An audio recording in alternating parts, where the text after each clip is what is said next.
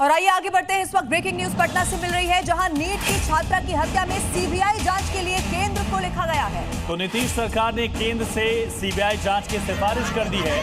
पारदर्शी तरीके से जांच हो मांग की गई। सरकार ने ये माना है कि छात्रा की हत्या हुई। पारदर्शी तरीके से जांच हो, सरकार का ये भी अब इस पर कहना है, यानी कि जांच पड़ताल में कई बड़े खुलासे अब हो सकते हैं। नीट छात्रा के परिजन ने सीबीआई जांच की मांग की। बिहार सरकार बहुत ही गंभीरता के साथ चाहती है कि इस तरह के घटना को उजागर किया जाए कि कौन से अपराधी हैं, और उनके परिवार को है कि वो सीबीआई से जांच कराना चाहती है। बिहार सरकार ने उनके परिवार के जो मांग थे उस पर विचार करते हुए, और जैसा कि गृह मंत्री जी ने ट्वीट किया है और भारत सरकार से अनुरोध किया है कि इसकी सीबीआई से जांच कराई जाए, क्योंकि बिहार सरकार सदैव चाहती है कि बिहार के कानून के राज में कोई अपराधी बचे नहीं। और उत्तर प्रदेश के संभल से एक ब्रेकिंग न्यूज आपको बताते हैं, जहां आपसी कहासुनी में फायरिंग तक ये पूरा मामला पहुंच गया है। पथराव के बाद फायरिंग भी हुई। राशन डीलर महिला की इस फायरिंग में मौत हो गई है।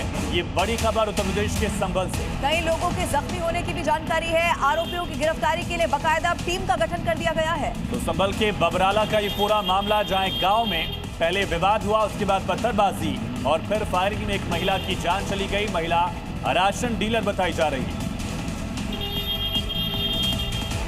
और यूपी पुलिस के हाफ एनकाउंटर तरीके पर इलाहाबाद हाईकोर्ट ने कड़ी नाराजगी जाहिर कर दी है। इसी पर जस्टिस अरुण कुमार देशवाल की बेंच ने कहा है कि उत्तर प्रदेश पुलिस तारीफ और प्रमोशन पाने के लिए हाफ एनकाउंटर कर रही है। नाराजगी जाहिर करते हुए हाईकोर्ट ने 6 पॉइंट वाली गाइडलाइन भी जारी की और कहा किसी भी आरोपी को सजा देने का अधिकार केवल और केवल कोर्ट के पास ही है।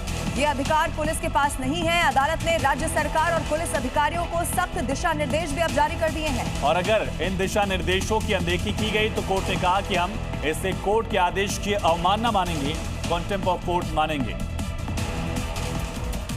तो कोर्ट ने इस पर क्या कुछ और कहा है, आइए ये भी आपको बता देते हैं। इलाहाबाद हाईकोर्ट ने दरअसल बेंच ने कहा कि आरोपी को सजा देने का अधिकार केवल कोर्ट के पास है, पुलिस के पास ऐसा अधिकार नहीं है। आगे ये भी कहा गया कि भारत एक लोकतांत्रिक देश है और यहाँ कानून संविधान के अनुसार चलता है, ना कि व्यक्तिगत सोच के आधार पर। हाईकोर्ट ने कुल 6 पॉइंट को लेकर गाइडलाइन जारी की है। इन दिशा निर्देशों का पालन करना ही होगा।